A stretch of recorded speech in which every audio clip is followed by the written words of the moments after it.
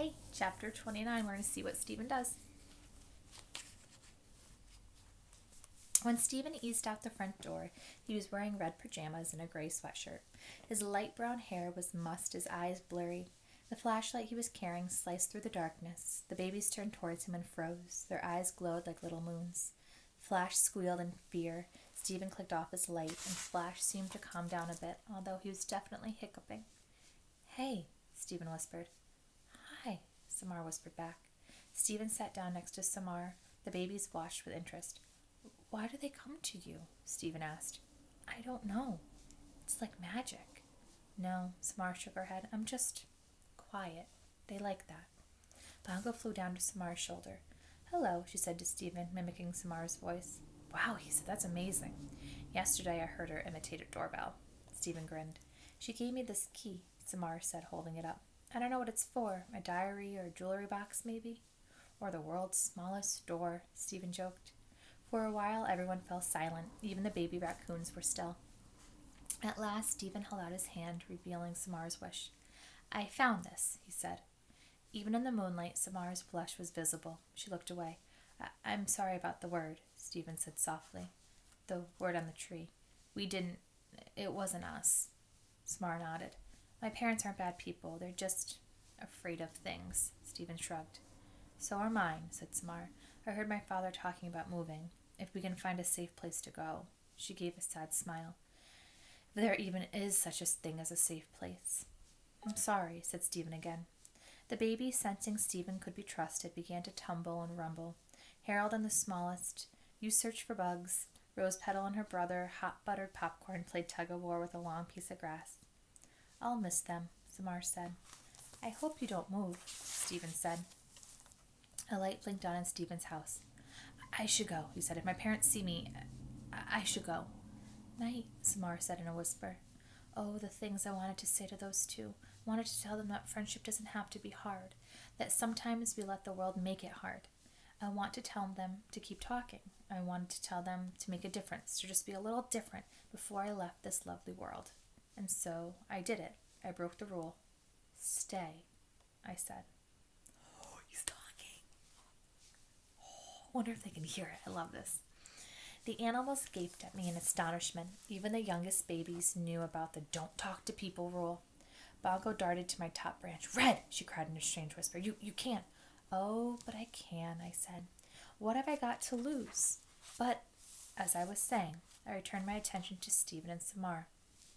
They were staring at me, jaws dropped, eyes wide, as frozen as Flash had been not long ago. "We're dreaming," Stephen muttered. "Right? At the same time?" Samar asked. "Is that possible?" "Pinch me," Stephen said. Samar complied. "Definitely felt that," Stephen reported. "Maybe it was a dream pinch?" Samar suggested. "Excuse me," I interrupted.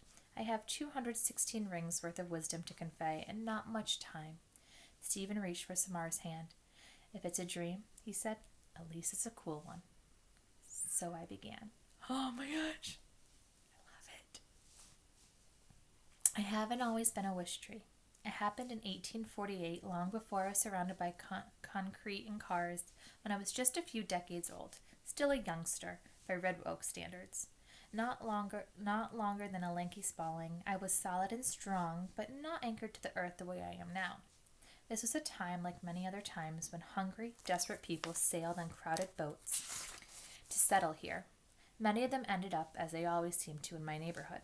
The blue and green houses were brown then and filled to overflowing with new arrivals. Sometimes the newcomers were welcomed, sometimes they were not, but still they came, hoping and wishing as people always do. One of our new residents was a young Irish girl named Mauve. She'd voyaged across the Atlantic with her 19-year-old brother, who died of diphtheria during the trip. Their mother had passed away shortly after Mauve was born, their father when the children were 9 and 12. Mauve was solid and plain, but when she smiled, it was like sunshine peeking through clouds.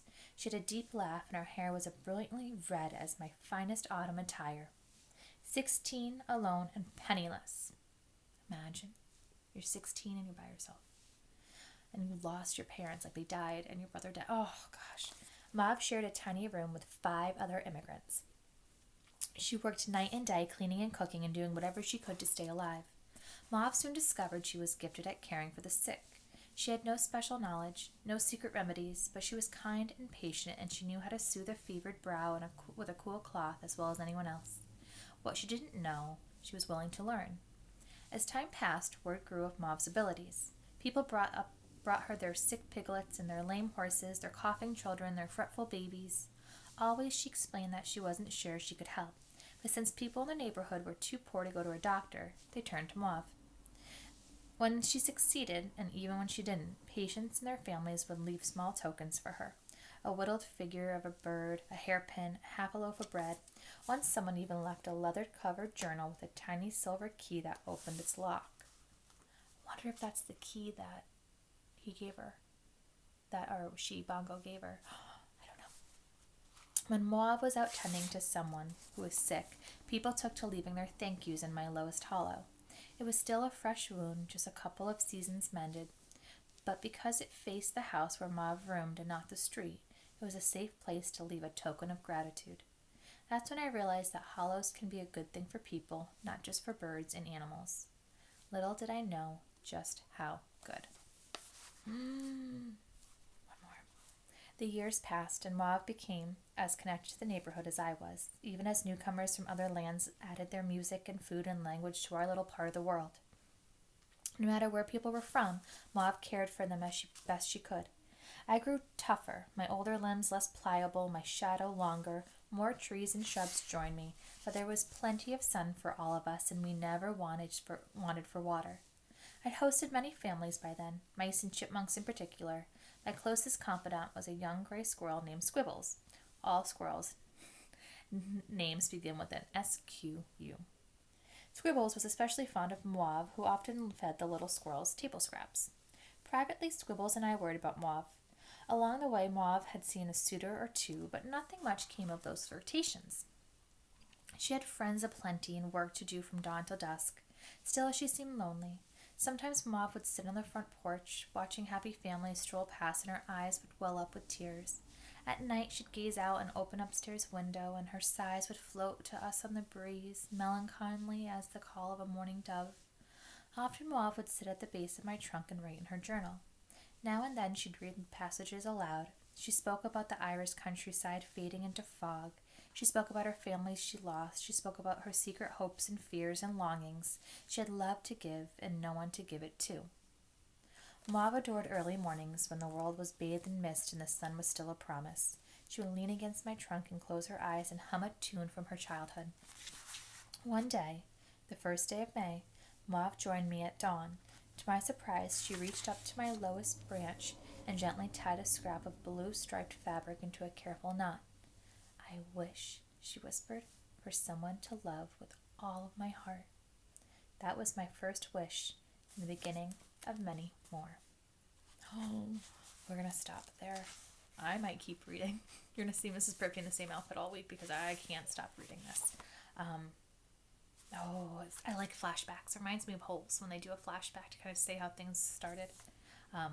So I'm curious about where that wish led to, if it was granted or not, and maybe it wasn't, and maybe this is Red's way of trying to make up for it.